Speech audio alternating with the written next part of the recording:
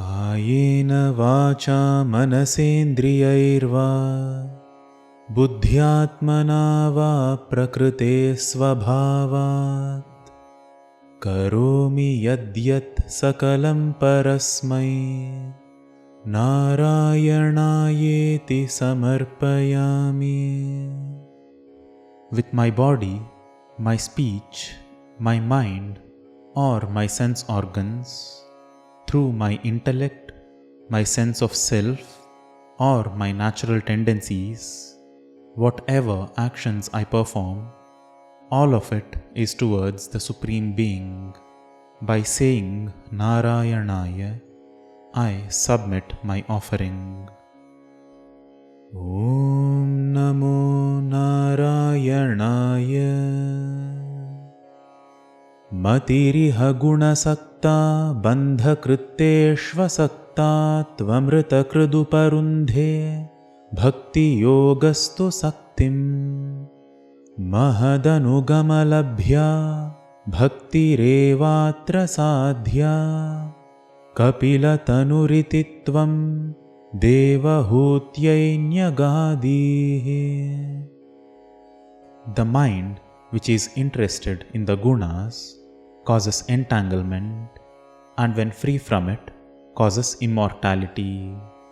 The yoga of devotion prevents that kind of interest. Attained by following the masters, devotion alone needs to be sought. In the form of Kapila, you spoke thus to Devahuti. Prakriti mahadahankarascha matrascha bhutanyaphi hridapi dashakshi purushah panchavimshah iti vidita vibhago muchyate sau prakritya kapilatanuritittvam devahutyainyagadihe. Prakriti, Mahat, Ahankara, 5 Tanmatras, 5 Bhutas, Hridaya, 10 Indriyas, and Purusha is the 25th. The one who realizes all these divisions is liberated from Prakriti. In the form of Kapila, you spoke thus to Devahuti. Prakriti gata gunaughair najyate purushoyam yadi tu sajati tasyam tadgunastam bhajeran madanu bhajana tattva lochanai sapyapeyat kapilatanuritittvam devahutyainyagadihe. By the heaps of gunas of Prakriti, Purusha is not tainted. If Purusha develops attachment to Prakriti, gunas attach themselves to Purusha. Through constant worship and thoughts of me, that can be distanced. In the form of Kapila, you spoke thus to Devahuti. Vimalamatirupattairasanadyairmadangam Garuda samadhirudham divyabhushayudhankam Ruchitulitatamalam shilayetanuvelam Kapilatanuritittvam devahutyainyagadihe. The one of a purified mind, through practices like Upatta and Asana, my form riding a Garuda and adorned in celestial ornaments and limbs, resembling a beautiful Tamala tree, one should constantly meditate upon. In the form of Kapila, you spoke thus to Devahuti. Mama guna gana leela karnanaih kirtanadyaih Mayi surasaridogha prakhya chittanuvruttihi Bhavati parama bhaktih sahi mrityor vijetri Kapilatanuritittvam devahutyainyagadihe. My many attributes and acts, by listening to them and through chants, by making the activities of the mind flow into me like the divine river Ganga, supreme devotion occurs, and that alone is victorious over mortality. In the form of Kapila, you spoke thus to Devahuti. Ahaha bahulahimsa sanchitarthaih kutumbam pratidinamanupushnan strijito balalali vishatihi grihasakto yatanam maya bhaktah kapilatanuritittvan devahutyainyagadihi.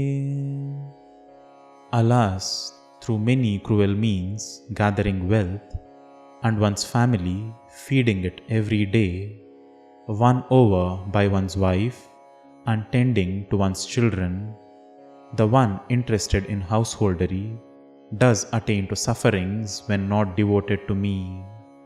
In the form of Kapila, you spoke thus to Devahuti.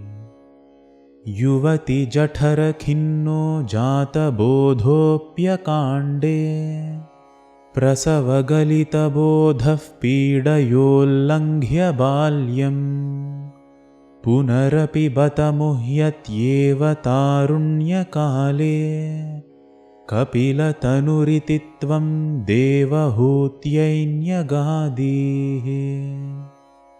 Suffering in a woman's womb, even after realizing the nature of reality, losing that knowledge after delivery, crossing one's infancy in suffering, say once again one gets deluded during youth. In the form of Kapila, you spoke thus to Devahuti. Pitrusura-gana-yaji dharmiko yo grihastha sacha nipatati kale dakshinadhvopagami mayi nihitamakamam karma tudakpathartham kapilatanuritittvan devahutyainyagadihi. The one who performs rituals for ancestors and gods, a righteous householder, he falls onto this earth again in time, taking the downward path. Desireless actions dedicated to me, that, however, leads one upward. In the form of Kapila, you spoke thus to Devahuti. Iti suvidita vedyan deva he devahutim krutanutimअनुगृह्य tvangato yogi sanghaihe vimalamatirathaasau bhakti yogena mukta tvamapi janahitartham vartase pragudichyam. Thus, to the one who got true realization, to Devahuti, bowing down to her and blessing her, you went with the groups of yogis. With a purified mind, she then attained to liberation, and you, for the welfare of everyone, reside in the northeastern direction. Paramakimu bahuktya tvatpadam bhoja bhaktim sakala bhaya vinetrim sarva kamopanetrim vadasi khalu dridhantvam tadvidhuyaamayanme guru pavana puresha tvayupadhatsva bhaktim. O Supreme One, what with all these words? The devotion to your lotus feet, which removes all fears and bestows all desires, haven't you yourself mentioned this firmly? So please remove my ailments, O Lord of Guruvayur, and bestow devotion unto you.